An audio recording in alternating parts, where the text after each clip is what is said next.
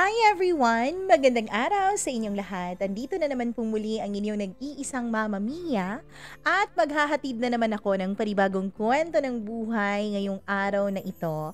Pero bago ang kwento natin, nais ko munang magpasalamat sa lahat ng mga nag-comment at syempre sa lahat ng mga nag-share ng ating mga past videos. Pasensya na po kung yung iba naghahanap pa ng karagdagang mga videos. Grabe naman kayo. Mga almost 200 na ata yan or 200 plus na yung videos natin. Napanood nyo na lahat.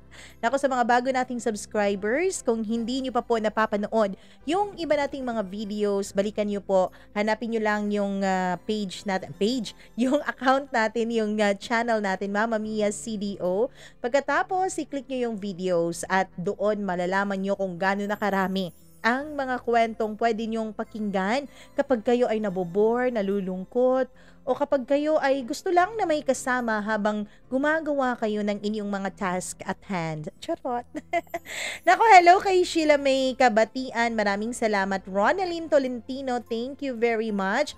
At syempre sa lahat po ng mga nakinig sa atin, hello po yung laging nagda-download daw, Angelica Nieva. Angelica, o panoorin mo na lang, wag mo na lang i-download, girl. Gabi ka naman sa download. Hello po kay Eric Gomez. Maraming salamat sa iyo. At syempre maraming salamat din kay Quick Thinker. Maraming thank you sa iyo. Jasu Channel, Josephine Valerio, Maria Rose Patriarca. Thank you so much, Maria Rose. And syempre, kay Wema na si Weng, aka Weng. Maraming salamat, Weng. Nako, Alexi Gasha, maraming salamat. Sally Buma, Diana Vitolicio, ayun, parang first time ko na marinig itong si Diana, yung pangalan niya. May Joy Isugan, maraming salamat. Ito din si May Joy. Geraldine Tihada, maraming thank you. Jenny V. Pineda, syempre ang ating suking-suki na si Gimaras Girl, Jamie Rodriguez, Cheryl, maraming salamat sa iyo. Delia Renco, maraming salamat. Rufina Ranwes, maraming thank you sa iyo, Rufina. And syempre, sa lahat po ng nakikinig sa atin ng mga OFWs, maraming thank you po sa ating mga OFWs na sinasama tayo kapag meron silang mga ginagawa sa kanilang buhay, kapag meron silang tinatrabaho, kapag nalulungkot sila, naho-homesick, tayo ang kasama nila. Maraming salamat po sa inyong suporta. Hello kay Jovel No Adlawan. Ayun, from Lingig, Surigao del Sur. Maraming salamat. Cyril Barsaga, thank you so much, Cyril. Parang first time ko nababasa yung mga pangalan niyo, ah. Hello kay Sasigayo. Maraming salamat. Ronaldin, maraming thank you. Chacha Salise. Precious Hagurgao. Hagwargao, tama po ba? Lilian Madria. Ayan, maraming salamat, Lilian, sa lahat ng mga nakikinig nga pala sa Japan, Kuwait, Saudi Arabia, Qatar, saan pa yun? Marami pa. Sa USA, of course. Syempre sa Kingdom of Saudi Arabia. Ayun, maraming salamat po sa mga taga-Italy, mga taga-London. Thank you so much. Trixie May. Ay, maraming salamat, Trixie May. Nako, maraming thank you, Melcy Capistrano, Reynaldo de Vera, Bon Saplan, Mesriz, tama po ba? Maraming salamat po sa inyong lahat at sa lahat po ng mga nagko-comment sa ating mga videos. Maraming thank you. Sa mga hindi pa po nababasa, comment lang po kayo ng comment. Baka sa susunod, yung mga komentaryo yun naman ang ating pakikinggan dito syempre sa inyong paboritong programa, 'di ba? Sa mga hindi pa po nag-subscribe, please do subscribe po. Huwag kayong mahiya mag-subscribe. Nako naman, huwag tayong mahihiya ha, kasi sabi nga ng gamot, huwag mahihiyang magtanong. Charot lang. Anyways, maraming thank you sa lahat ng mga nakinig at hindi na natin patatagalin. Alam ko na excited na ang lahat. Naku naman, ikaw ba excited ka na rin na pakinggan ang ating sulat na itatampok ngayong araw? Siya nga pala, sa lahat ng mga sumusulat, maraming nagtatanong, Mama Mia, kailan po ba yung sulat namin? Naku, malapit na po yan. Antayin nyo lamang lamang po kasi marami pa po tayong nakaabang na mga kwento. Pasensya na sa lahat ng mga araw-araw na nag-aabang ng kanilang kwento. I-email po namin kayo kung sakali mga inyong kwento na ang aming pakikinggan. Ako naman. Anyways, wag na tayong magtagal pa. Eto na, pakinggan na natin ang storya mula kay Lynn. Kayo po ba, meron po ba kayong sinasabi nyong para bang mga bagay-bagay na sana hindi nyo na lang ginawa? Mga bagay-bagay na pinagsisisihan yung mangyari sa inyong buhay. Nako, ating pakinggan ang storya ni Lynn dito lamang sa paborito ninyong programa, ang Dear Mama Mia.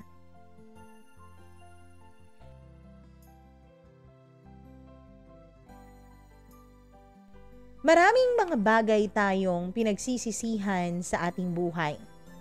Mga bagay na kung maaari lang nating ibalik ang panahon at ang oras, ay ginawa na natin. Maibalik lang ang pagkakataon na maitama ang mga bagay na mali na ating nagawa. Dear Mama Mia, isang napakagandang araw sa inyong lahat. Lalong-lalo na sa lahat po ng staff ninyo dyan sa iyong YouTube channel. Mama Mia, matagal na po talaga akong nakikinig sa inyo. Hindi nga lang ako nagko-comment, pero matagal nyo na akong subscriber. Matagal na rin na panahon na na-inspire nyo ako sa iba't ibang mga kwento na inyong ibinabahagi sa iyong YouTube channel. Mama Mia, hello po again sa lahat ng mga avid listeners at supporters ninyo. May tanong po ako sa inyong lahat. Why do we love the people who can't love us back? Why do we fall in love with someone who can't even return the feelings to us? Bakit ba? Dun tayo naa-attract, nagkakagusto at nagmamahal sa isang tao na wala namang kasiguraduhan kung kaya bang ibalik ang pagmamahal na ating nararamdaman. Ang gusto ko pong ibahagi sa inyo ay ang aking karanasan sa pag-ibig. Mula noong college days ako hanggang ngayon sa kasalukuyan. Mama Mia, ako po si Lynn, isang babaeng matatawag ko na hindi naman kagandahan, pero Mama Mia, hindi rin naman kapangitan. At para maintindihan niyo po ang aking kwento, ay umpisahan natin ang lahat mula sa pinakasimula. Nagsimula po ang lahat, Mama Mia, nung ako'y unang nagmahal ng tapat at totoo. Mama Mia, lumaki po ako sa isang pamilyang may kaya naman sa buhay. Hindi naman kami salat. Marami naman kaming mga ari-arian noon.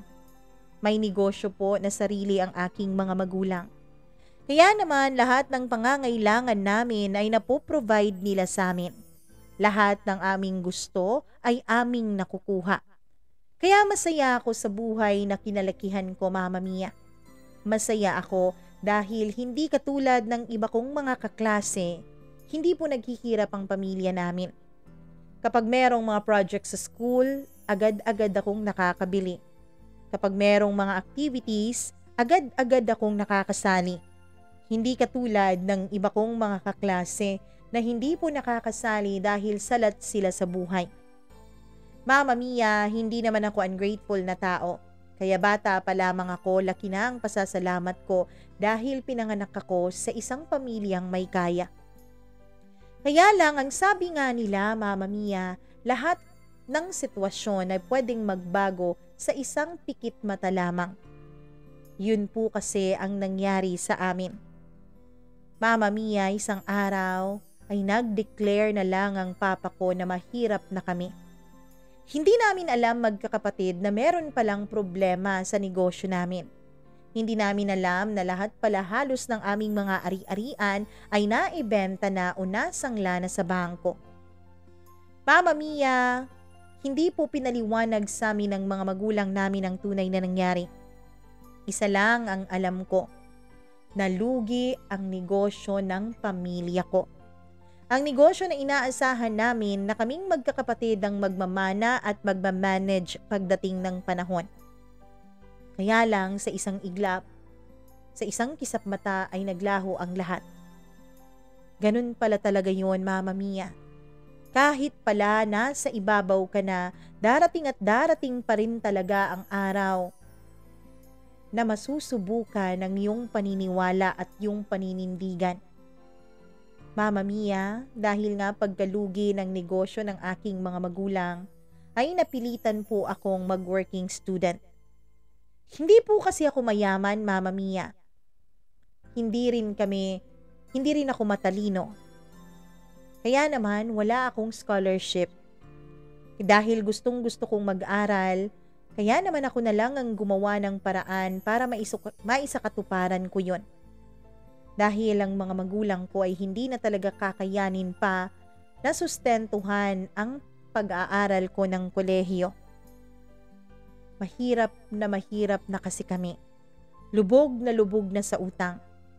Hindi ko alam ang nangyari pero ang sabi ng mga kapatid ko ay tinakbuhan raw si Papa ng iba niyang mga investors, tangay-tangay ang pera ng kanilang negosyo. Yun daw ang nangyari, Mama Mia.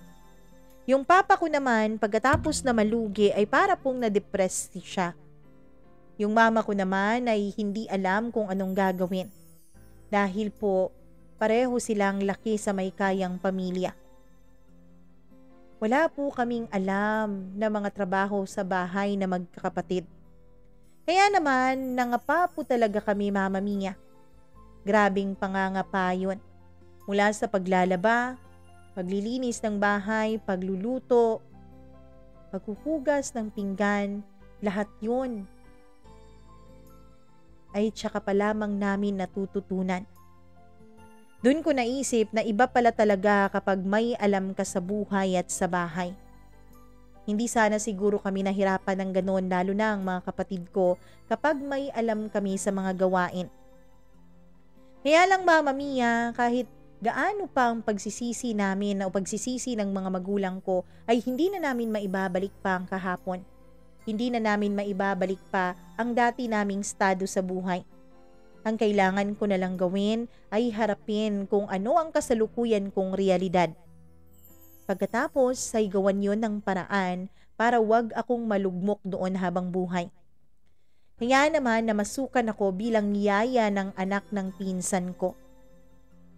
Sigurado ka ba talaga, Lynn? Papasok ka bilang yaya ng anak ko? Ano bang alam mo sa pag-aalaga ng bata? Tanong niya. Ako naman, insan, babantayan ko lang naman yan. Paliliguan, pakakainin, di ba? Kayang-kaya ko na yan. Insan, please, kailangan ko lang talaga ng trabaho. Kailangan ko nang mapapasukan dahil ayoko matigil ako sa pag-aaral. Alam mo naman yun, di ba? Alam mo naman na pag-aaral na lang ang tanging paraan para makatulong ako sa mga magulang ko. Sige, sigurado ka ha? Pero kapag nahirapan ka, pwede naman kitang tulungan ng libre, insan eh. Para saan ba't naging bang pinsan tayo? Ayoko ng ganon. Gusto ko, yung perang gagastusin ko ay paghihirapan ko. Ikaw talaga, Lynn, kahit kailan ma-pride ka eh. Kahit na ganyan na ang sitwasyon ng pamilya ninyo, mataas pa rin ang pride mo.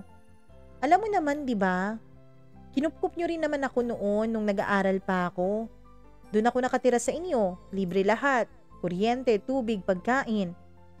Kaya wala lang kung tutulungan din kita. Sabi ng pinsan ko.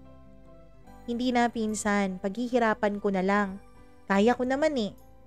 At saka kapag hindi ko na kaya, huwag kang mag-alala, sasabihin ko naman sa'yo. Sabi ko sa kanya. Doktor po ang pinsan kong babae, Mama Mia. Samantalang yung napangasawa naman niya ay isang engineer. Civil engineer, to be exact. I was 16 years old that time, Mama Mia. Kahit mahirap ang buhay, kahit na laging tumatanggi ang pinsan ko dahil child labor daw yun, ay hindi naman ako nagpapatinag. Kahit na sinabi pa niyang tutulungan niya ako sa pag-aaral ko nang walang kapalit.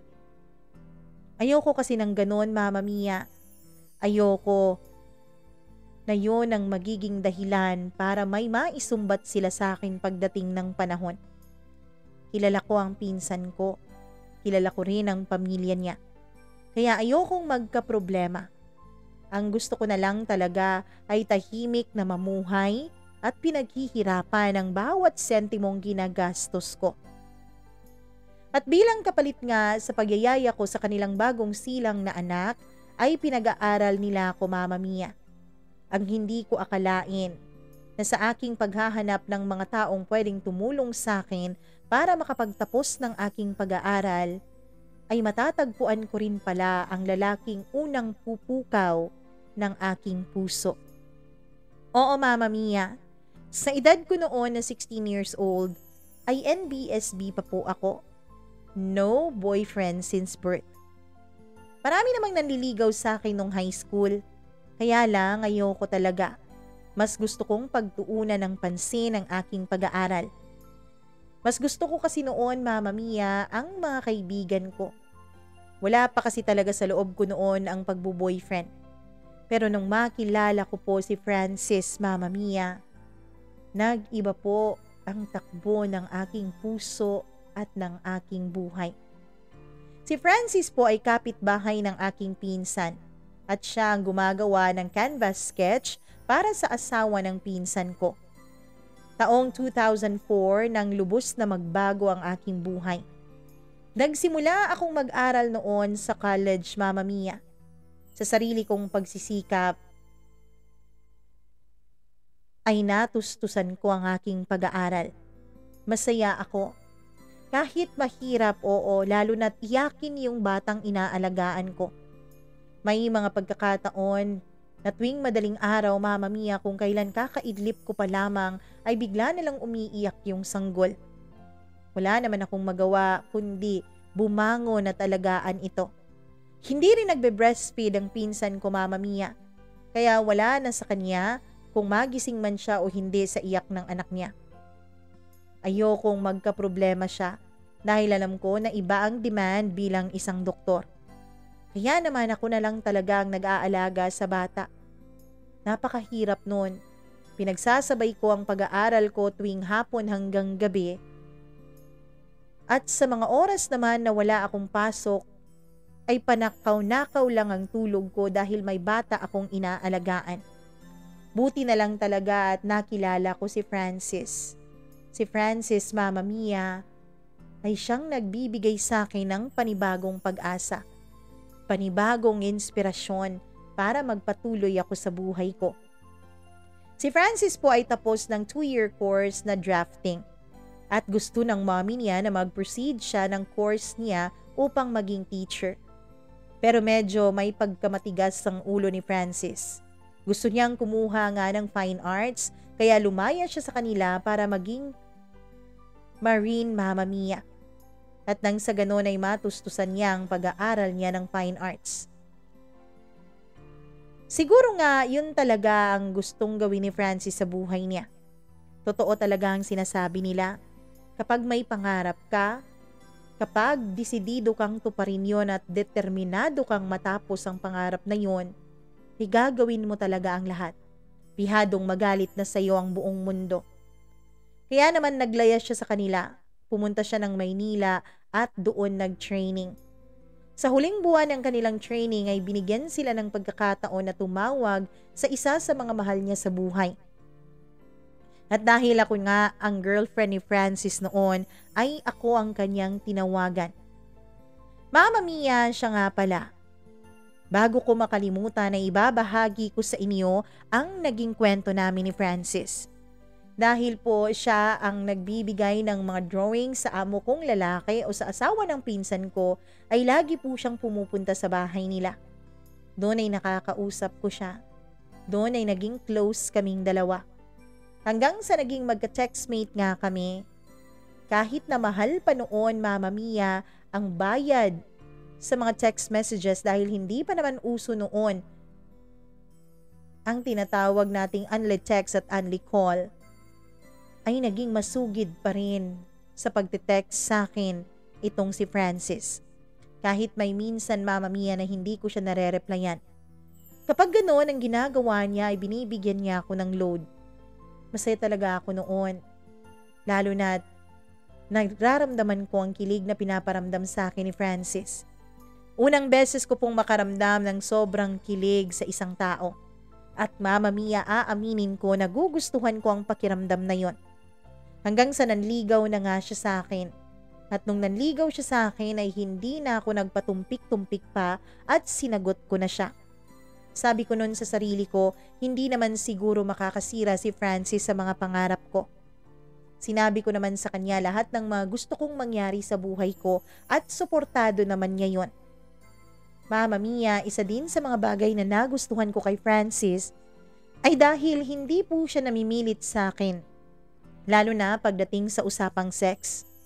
Ang sabi ko kasi sa kanya, ayokong madisgrasya. Ayokong mabuntis nang wala sa oras dahil ayoko, Mama Mia, na magkaroon ng problema sa aking pag-aaral. Ang gusto ko ay maging isang professional muna.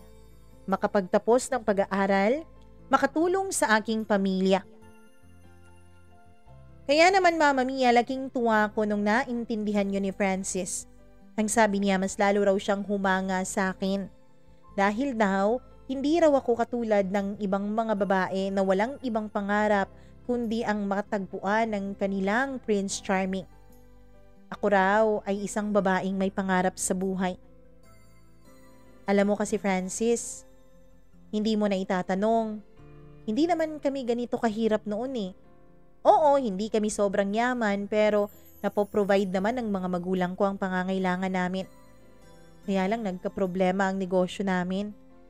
Yung mga nakababata kong kapatid, naawa talaga ako. Kapag umuwi ako sa amin, pinapakita nila sa akin ang mga kamay nila. Napaltus-paltus na dahil sa mga gawaing bahay, lalo na sa paglalaba.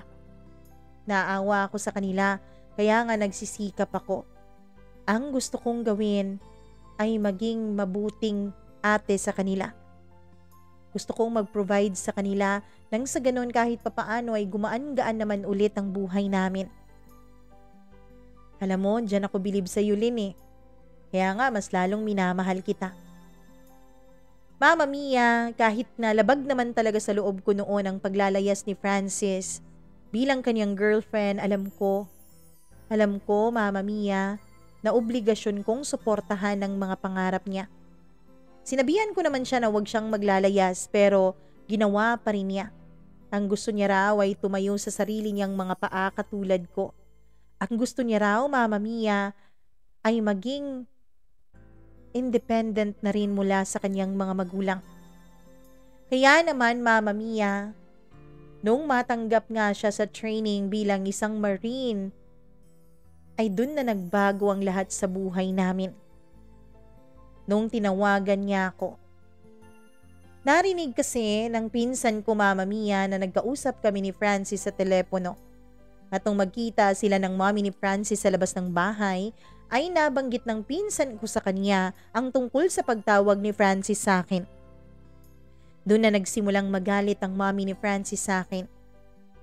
Ang sabi niya, Mama Mia, sino raw ba ako? Kabago-bago ko pa lang daw sa buhay ni Francis. Mula daw nang dumating ako sa buhay ng anak niya, ay nagbago na raw ito. Mama Mia, ang sabi niya, ako daw ang masamang impluwensya sa buhay ni Francis. Nag-iba raw ang ugali ni Francis mula nung dumating ako sa kanya. Natuto raw itong maging suwail, natuto raw itong sumagot. At ito ang pinaka-worst daw na ginawa ni Francis. Natuto itong maglayas at hindi magparamdam sa kanila.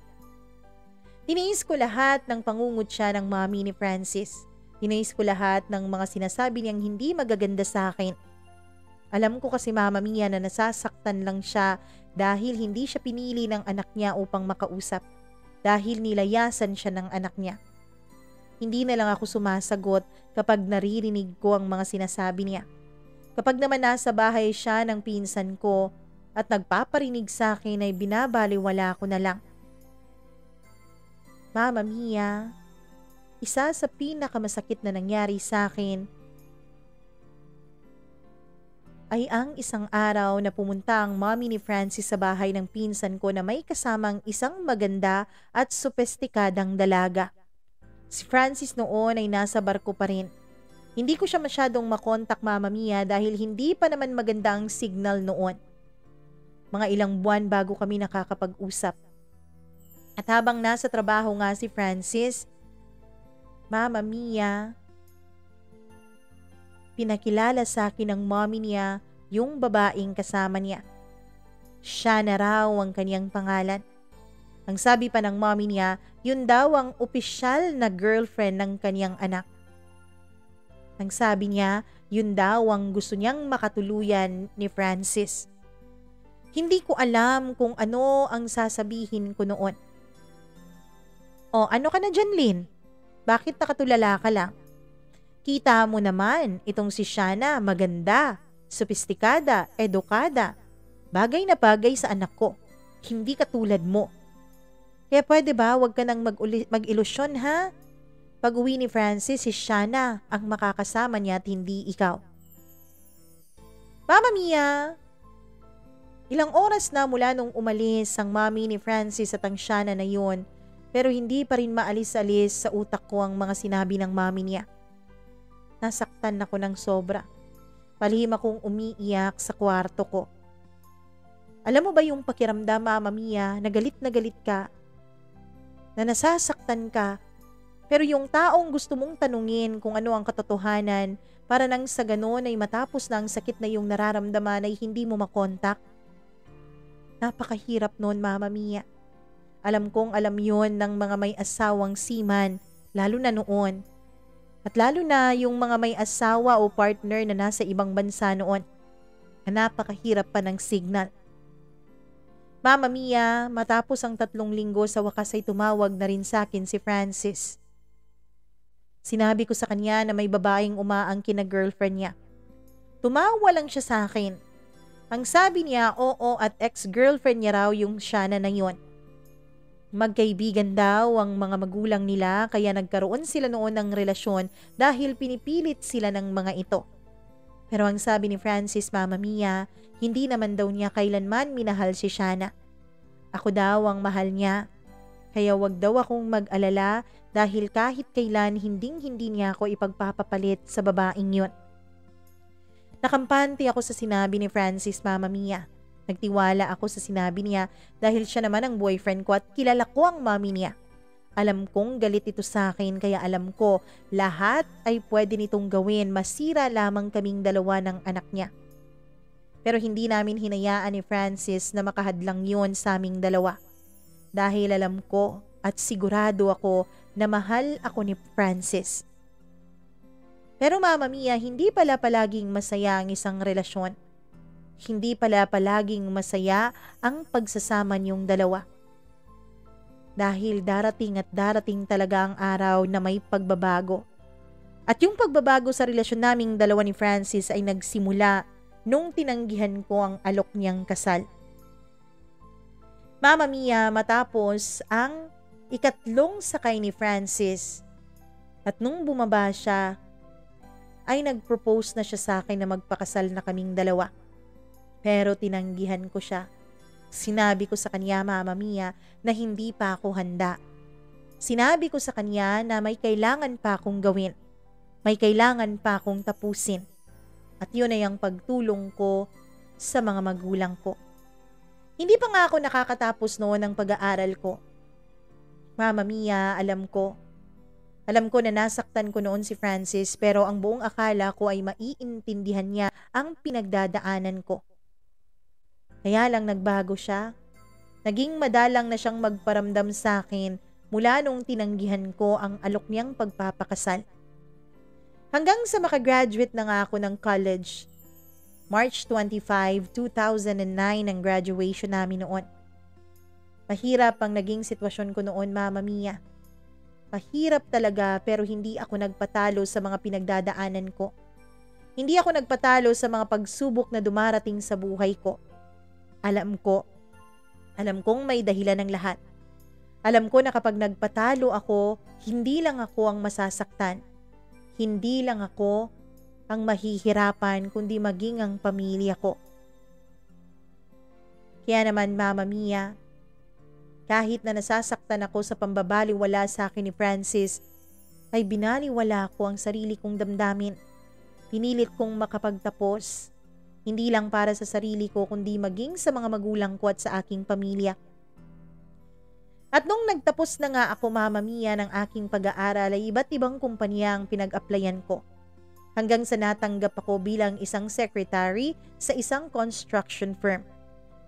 At sa awa naman ng Diyos, Mama Mia, ay medyo maganda naman ang pasahod sa akin. Natuwa din ang pinsan ko dahil may sarili na akong trabaho. Ang gusto nga niya noon ay doon ako sa asawa niya magtatrabaho pero tumanggi ako. Sabi ko, gusto ko munang mag-experience sa labas. Gusto ko munang i-experience yung buhay na ako lang ang nagsisikap. Alam mo, Lynn, iba ka talaga eh. Maraming nag-aalok ng tulong sa'yo pero ikaw mas gusto mo talaga na ikaw ang tumayo sa sarili mong mga paa. Aasenso ka, Lynn. Naniniwala ako dyan. Sabi ng pinsan ko nung nagpaalam na ako sa kanya na umalis na sa bahay nila. Mama Mia, sa awa naman ng Diyos, ay naging maganda naman ang trabahong pinasukan ko.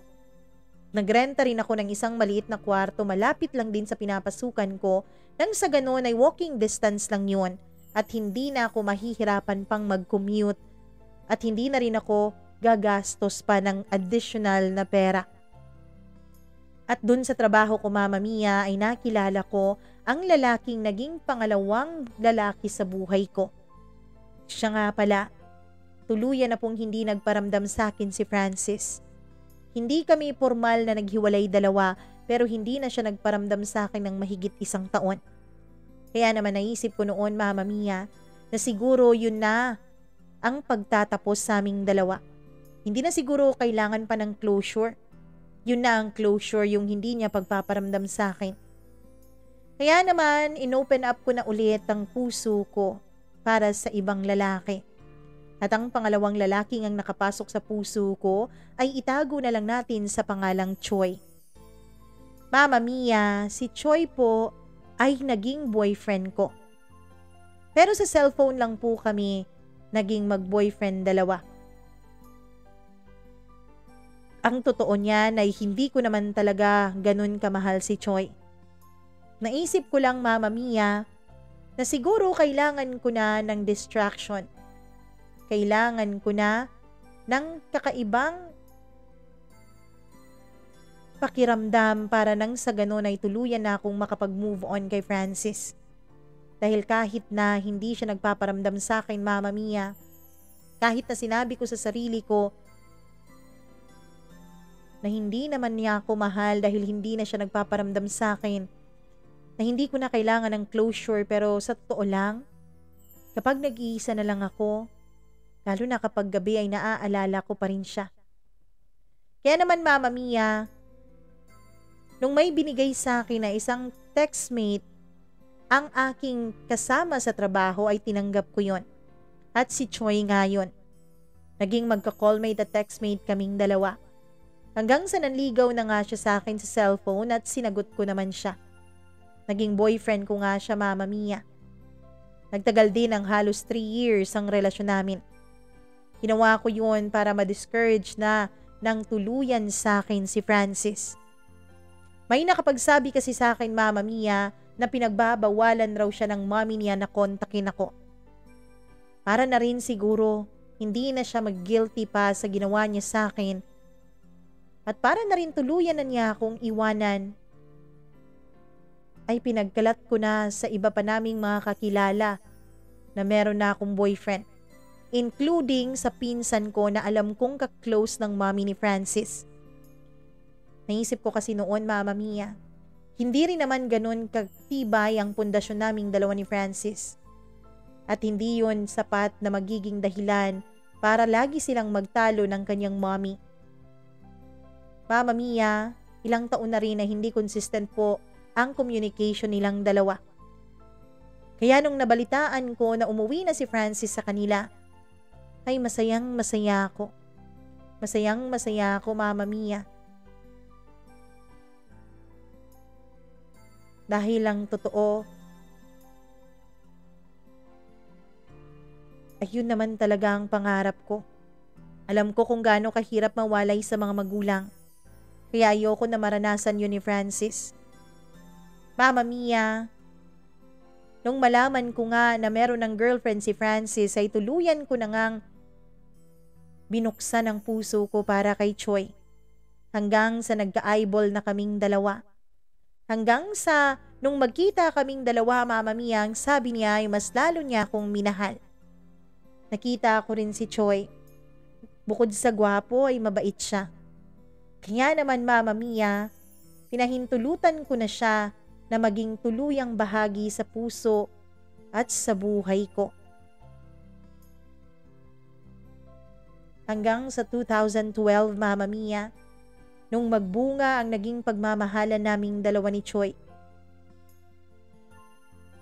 Kaya lang, kung kailan nagbunga naman ang pagmamahalan naming dalawa, ay dun naman siya nawala na parang bula. Oo, Mama Mia.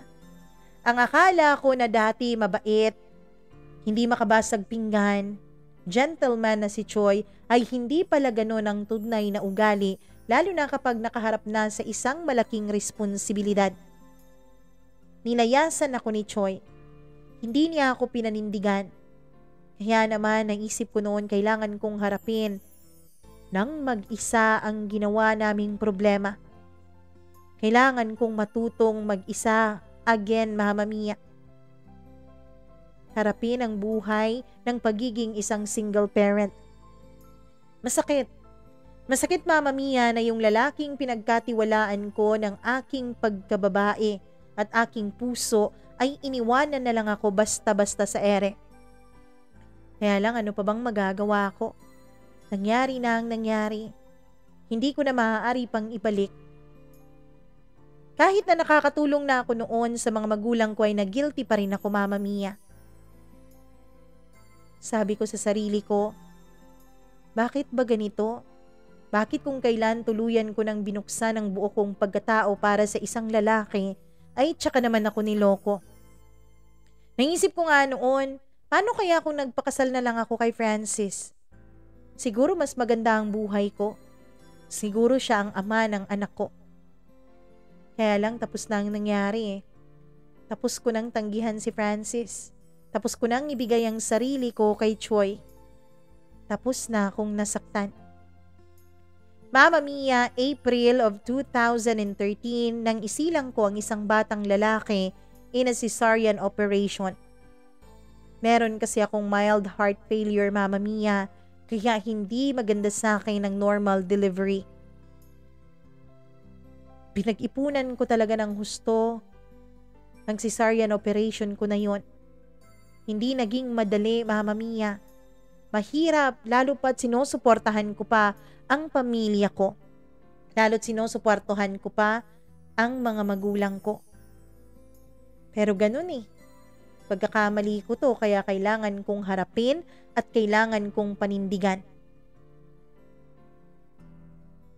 Mama Mia, ang naging masakit lang sa akin, kahit sa paghahanda ko na maging isang ina, ay short-lived lang nangyari ang bagay na yon. 3 days lang po mula nang isilang ko ang baby ko ay agad naman siyang kinuha sa akin ng Diyos. Grabe ang iyak ko noon, Mama Mia. Mahina kasi ang puso ng bata, yun ang sabi ng doktor. Siguro namanan niya sa akin. Kaya lang, masyado siguro siyang mahina kaya hindi siya nakasurvive. Masakit sa akin yun, Mama Mia. Lalo pat nahawakan ko na siya sa mga bisig ko. Lalo pat pinaplano ko na ang future niya, ang future naming dalawa. Tapos bigla-bigla na lang siyang mawawala. Nalugmok ako dahil sa sakit na naranasan ko noon. Hindi ko lubos maisip na sa mura kong edad ay kailangan ko nang maranasan ng ganong bagay. Napakahirap, Mama Mia. Siguro anak, hindi lang talaga para sa'yo yung baby mo. Siguro may ibang plano ang Diyos. Hayaan mo. Makaka-move on ka rin yan. Iiyak mo lang yan, anak. Huwag mong kalimutan na nandito lang kami na pamilya mo, ha? Nandito lang kami at laging gagabay sa'yo. Mama Mia, kahit na gano'n ang sinabi ng mama ko, ay iba naman ang naging reaksyon ng papa ko. Mula kasi nung magbuntis ako, Mama Mia, ay nagkaroon na ng lamat ang relasyon namin. Nagalit sila sa ginawa ko, lalo na ang papa ko. Ang sabi niya, hindi ko na raw binigyan ng kahihiyan ng pamilya namin. Nagpabuntis daw ako ng walang asawa. Mali naman talaga ang ginawa ko, Mama Mia. Mali naman talaga na nabuntis ako ng maaga nang walang nanindigan sa pagbubuntis ko. Pero nasaktan ako sa mga sinabi ng papa ko. Mas mahalaga pala talaga sa kanya ang kanyang reputasyon. Pero wala naman siya nun eh. Wala na mula nung nalugi kami. Mula nung mamatay ang anak ko, Mama Mia, ay kinalimutan ko na rin ang lahat ng aking nakaraan, lalo na ang tungkol kay Choi. Sinabi ko sa sarili ko, nangyari na ang nangyari. Kailangan kong bumangon. Kailangan kong ipakita sa lahat na kahit naging ganito lang, ang buhay ko ay nagkaroon naman ako ng purpose. Na hindi naman ako sumuko. Sa sumunod na taon, Mama Mia, ay umalis ako sa lugar namin. Pumunta akong Maynila. Nagpakalayo-layo ako mula sa mga taong mapanghusga. Ang gusto ko kasi talaga ay magsimula ng maayos. Magsimula ng bagong buhay nang wala ng mga tao sa nakaraan ko ang humahadlang sa akin. Mahirap ang mabuhay ng mag-isa, lalo na sa isang lugar na hindi kasanay. Pero alam ko, Mama Mia, sa dami ng hirap na pinagdaanan ko, easy na lang to sa akin. Pansit na lang to sa akin. Kaya ang ginawa ko ay nagpakalayo-layo ako. Hanggang sa nagtrabaho ako sa isang NGO o non-government office, Mama Mia. Naging masaya ang trabaho ko doon. Masaya pala ang trabaho na gano'n, Mama Mia. Dahil ang mga taong nakakasama mo ay mga taong may mabubuting puso. Unti-unti ay nakabangon ako mula sa pagkalugmok ko sa aking nakaraan. Unti-unti ay naramdaman ko ang purpose ko sa buhay. Na hindi mahalaga kung mayaman ka o hindi. Ang mahalaga, nakakatulong ka sa kapwa mo. Ang mahalaga, may saysay ang buhay mo. Akala ko, Mama Mia, yun na lang talaga ang buhay ko. Trabaho sa NGO, uuwi, kakain, matutulog. Nabukasan magtatrabaho na naman. Kapag linggo, magsisimba. Dadalaw sa mall, gagala ng mag-isa. Kapag Sabado naman, araw ng paglilinis ng bahay, paglalaba at kung ano-ano pang kukumpinihin sa bahay. Masaya ang mag-isa. Masaya na malungkot. Masaya ka kasi nagagawa mo lahat ng gusto mo. Nagagawa mo lahat ng maisip mo. Pero kapag gabi na ay nalulungkot ka pa rin, lalo't naiisip mo na mag-isa ka lang. Na walang katuwang sa buhay. Walang nag-aantay sa iyong pag-uwi. Walang natutuwa. Walang nag-aalaga kapag nagkakasakit. Pero kahit na ganoon, pinilit kong mag-survive sa ganong klasing buhay. Hanggang isang araw, Mama Mia, may tumawag sa landline ng office namin. Ako raw ang hinahanap, pero hindi ko yun nasagot dahil hindi pa ako nakakarating noon sa opisina. Pangatlong araw, meron pa ring tumatawag at ako ang hinahanap. Sino ba yung tumatawag? Hindi ba nagpakilala? Tanong ko. Hindi eh. Basta sabi tatawag na lang daw ulit. Pero Mama Mia, hindi na siya tumawag makalipas ang 3 araw. Monday noon nung bumalik kami sa opisina at sakto naman na napaaga ang dating ko nang mag-ring ang landline sa office. Nung sinagot ko yun, Mama Mia, ay isang pamilyar na boses ang nasa kabilang linya. Isang boses na alam kong kailanman hinding-hindi ko makakalimutan. Hello? Hi Lynn, kumusta ka na? Natigilan ako noon.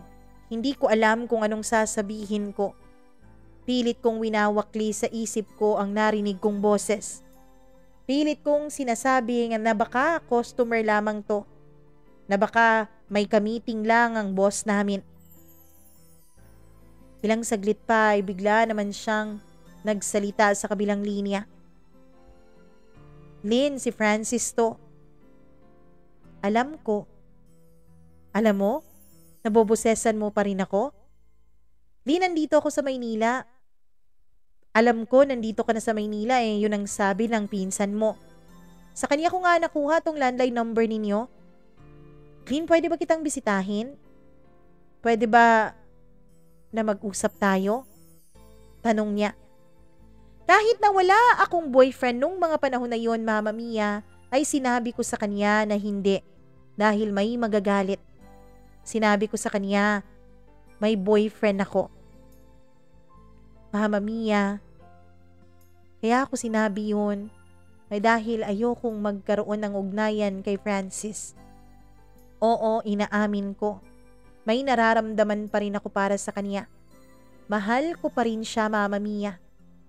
Kaya lang nabalitaan ko rin, Mama Mia, na may babae na pong nakatira sa bahay nila. Yun ang sabi ng pinsan ko. At parang nagli-live-in na rin daw sila. Dahil ang sabi nga ng pinsan ko ay magkasama raw sila sa iisang kwarto kapag umuuwi si Francis sa kanila. Mama Mia, oo, at nasasabik akong makita si Francis. Nasasabik akong malaman kung kumusta na siya. Nasasabik akong makausap siya dahil mahal ko pa rin siya.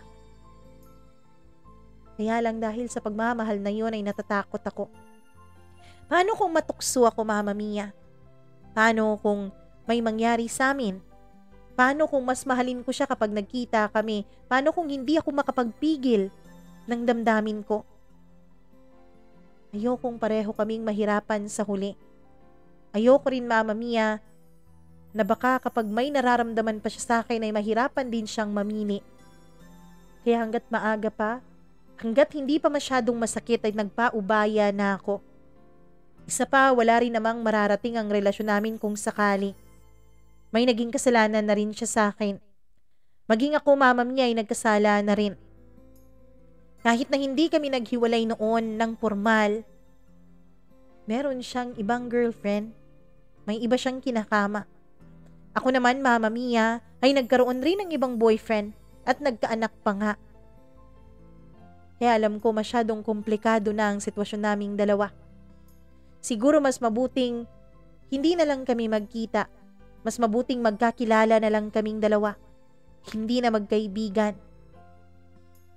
Wala nang kahit na anumang relasyon. At kung sakali mang dumating ang panahon, Mama Mia, na magkita kami ulit. Kung sakali mang dumating ang panahon na makapag-usap kami ulit, ay tadhana na ang bahala nun. Tadhana na ang bahalang magsabi kung ano ba ang dapat at hindi dapat. Mama Mia, ilang beses pa pong tumawag si Francis sa office namin pero hindi ko talaga siya pinagbibigyan na magkita kami. Hanggang sa dumating siya sa office namin. Buti na lang talaga at naka-leave ako noon. Wala ako noon sa opisina. Tinawagan ako ng mga katrabaho ko dahil may gwapong lalaki daw na naghahanap sa akin. Sinabi ko sa kanila na wag na dahil may asawa na yan at ayokong maging bahagi ng buhay niya. Dahil sa sinabi ko sa mga katrabaho ko na may asawa na si Francis, ay sila na mismo ang nagtago sa akin sa kanya. Kapag dumarating siya at nandyan ako ay pinagtatago nila ako sa CR at lagi nilang sinasabi na wala ako. Maganda na may mga kaibigan kang ganun, Mama Mia. Natutulungan kang wag gumawa ng masama. Natutulungan kang maging mas maayos ang buhay mo. Hanggang sa siguro nagsawa na rin si Francis. Hindi na siya nangulit pa sa akin. Mama Mia, nagpatuloy ang buhay ko. At dahil nga sa trabaho ko sa NGO, ay may nakilala akong lalaking itago na lang natin sa pangalang Leo. Mabait at mapagmahal si Leo.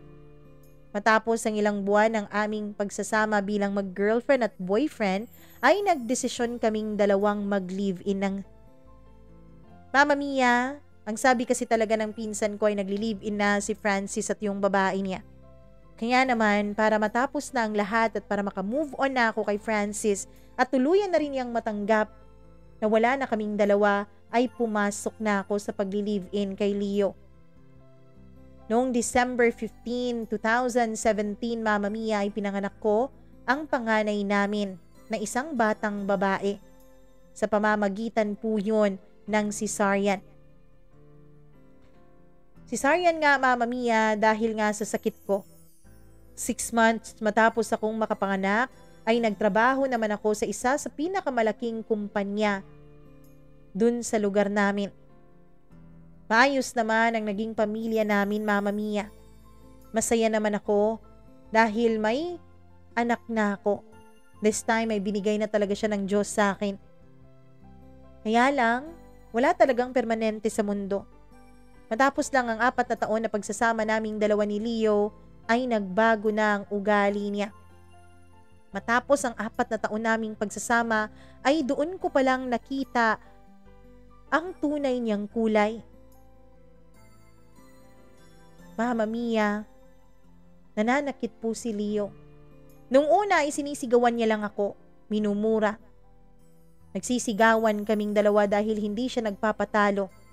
Galit siya kapag may tinatanong ako sa kanya. Galit siya agad, Mama Mia, kapag sinasabi ko ang mga responsibilidad niya sa akin at sa anak niya. Nung una ay pasigaw-sigaw lang. Palakas-lakas lang ng boses. Pamura-mura lang. Hanggang sa nasampal na niya ako tuwing nagkakasagutan kami. At ang sampal na yun, Mama Mia, ay mas lumala pa. Hanggang sa sinusuntok na niya ako sa sikmura. Mama Mia, masakit. Masakit na ang lalaking pinagkatiwalaan ko at minahal ko ay sinasaktan na lang ako ng ganon. Pero isang araw, Mama Mia, pag-uwi ko ng bahay ay naabutan kong hinahampas niya ang puwetan ng anak namin dahil mainit ang ulo niya. Iyak nang iyak yung bata at namumula na ito. Takot na takot ako noon, Mama Mia. Paano kung namanan ng bata ang sakit ko sa puso? Paano kung ito naman ang biglang mawala sa akin? Doon na ako natauhan. Doon ko na naisip na hindi na siguro talaga magbabago pa si Leo. Kaya naman, Mama Mia, tuluyan ko na siyang hiniwalayan at iniwanan. Nag-resign na rin ako sa trabaho ko para makalayo sa kanya. Hanggang sa makapagtrabaho na ako, Mama Mia, sa isang kumpanya na malayo sa lugar kung saan kami nagsama dati ni Leo. At ang anak ko ay iniwan ko muna sa mga magulang ko. Mama Mia, isa lang naman talaga ang pinagpapasalamat ko sa mga pinagdaanan ko sa kamay ni Leo. Yun ay ang panunumbalik ng magandang relasyon namin ng aking mga magulang. Sinabi ko kasi sa kanila, Mama Mia, ang totoo. Nagsorry ako sa kanila. Nung umalis kasi ako sa bahay ni Leo, ay dun ako tumuloy sa mga magulang ko. Umuwi ako sa amin. Ewan ko ba, pero parang may humihila sa akin pabalik sa lugar namin. Masyadong masakit ang nararanasan ko noon at alam kong hindi ko kakayaning palakihin ang anak ko ng mag-isa, lalo na gano'n ang sitwasyon ko. Mabuti na lang talaga, Mama Mia, tinanggap akong muli ng mga magulang ko. Nagsorry din ang papa ko sa akin. Nagsorry din ako sa kanila. Pumayag din sila na sa kanila ko muna iwan ang anak ko. At habang ako'y magtatrabaho sa Maynila, nagpapadala na lang ako ng pera sa kanila. Kapag Sabado at Linggo at wala akong trabaho at may extra akong pera, ay pinupuntahan ko ang mga magulang ko para bisitahin na rin ang anak ko. Mama Mia, nabalitaan ko rin mula sa pinsan ko na taong 2018 ay ikinasal na si Francis dun sa babaeng kanyang kinakasama sa bahay nila. Nalaman na rin niya na mayroon na akong anak. Sa lahat ng mga pinagdaanan ko sa buhay, Mama Mia, tinanggap ko na lang na baka kami na lang talaga ng anak ko ang magsasama. Yun naman lang talaga ang importante sa akin. Ang maging maayos ang kalagayan ng anak ko. Ang hindi siya maging katulad ko. Mama Mia, pinangako ko noon sa sarili ko na iingatan ko ang anak ko. Nagagawin ko ang lahat, maprotektahan ko lang siya. Na siya na lang ang gagawin kong inspirasyon. Pero Mama Mia, matapos ang pandemic ay may isang tao na nagpaparamdam sa akin. Isang kaklase ko nung high school. Wala pa rin siyang girlfriend hanggang ngayon. Ang sabi niya, 5 taon na raw mula nung maghiwalay siya at ang kanyang dating girlfriend. Hindi pa raw siya nagkaroon kailanman ng asawa. Inamin niya rin sa akin, Mama Mia, na mula pa noon ay gusto na niya ako. Mula pa noon ay mahal na niya ako. Pero natatakot lang daw siyang lapitan ako noon dahil sa estado ng pamilya ko noon na may kaya sa buhay samantalang siya ay wala. May trabaho na po siya ngayon, Mama Mia, at isa na po siyang guro. Ang sabi niya, handa raw siyang magpakaama sa anak ko. Ilang beses na rin kaming nagkita, Mama Mia. Ilang beses na rin siyang nanligaw sa akin ng harap-harapan at pinuntahan na rin niya ako sa bahay ng mga magulang ko para formal na magpaalam sa kanyang panliligaw. Kaya lang sa bawat attempt niya na manligaw sa akin ay binabara ko kaagad siya. Sa bawat attempt niya na magsabi sa akin ng kanyang nararamdaman, ay sinasabi ko sa kanya na hindi na ako iibig pang muli.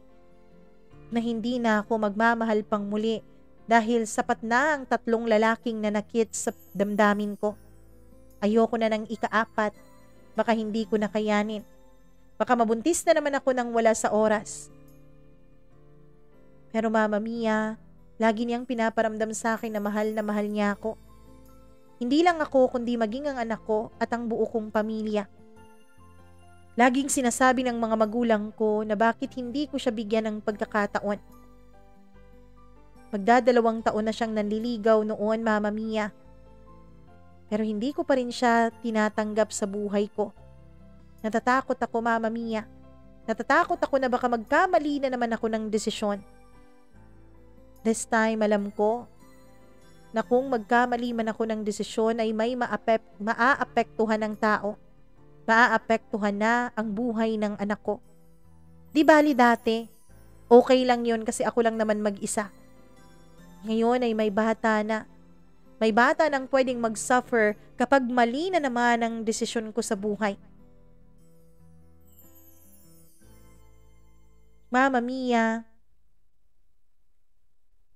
hanggang sa isang araw ay sinabi ng mama ko kung bakit hindi ko raw subukan. Huwag ko na lang daw ibigay sa kanya ang pagkababae ko. Mag-ingat na lang daw ako.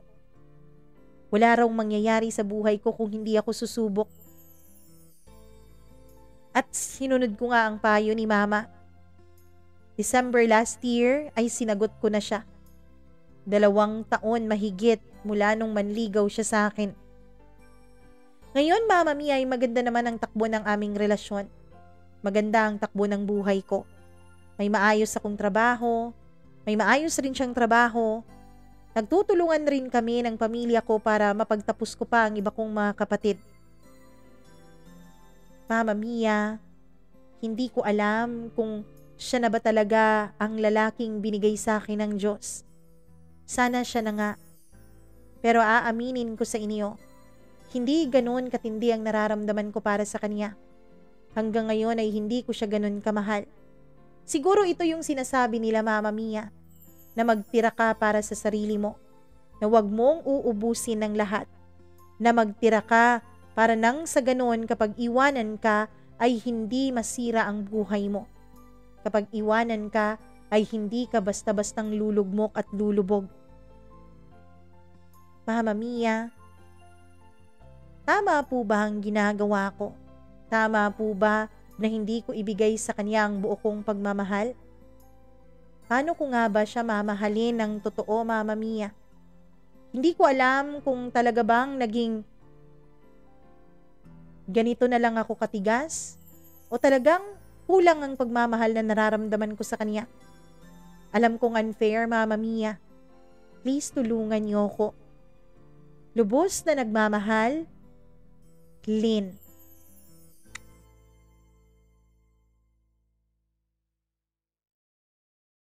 Nako, Lynn. Matindi ang problema mo.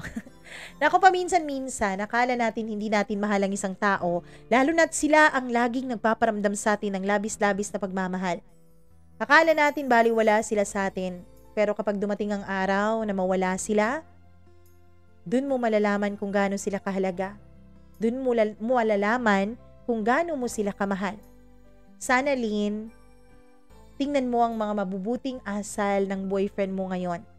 Sana rin, magdasal ka sa Diyos. Itanong mo kung yun na ba talaga ang will niya. Kasi ang sabi nga, kapag will ni God, wala namang makakapigil, hindi ba? Magpatuloy ka lang sa buhay mo, Lynn, at magdasal ka ng magdasal. Pasasaan ba't ilalagay ka rin ng Diyos sa kung saan ka nararapat. Maraming salamat sa pagbahagi mo ng kwento mo dito sa ating programa.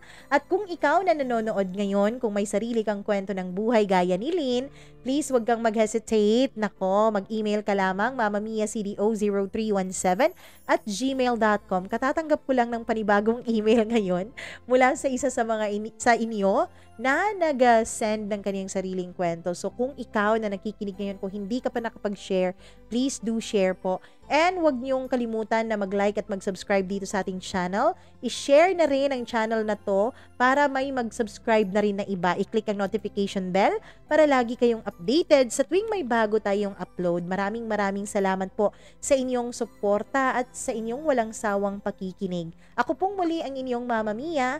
Magandang araw sa inyong lahat.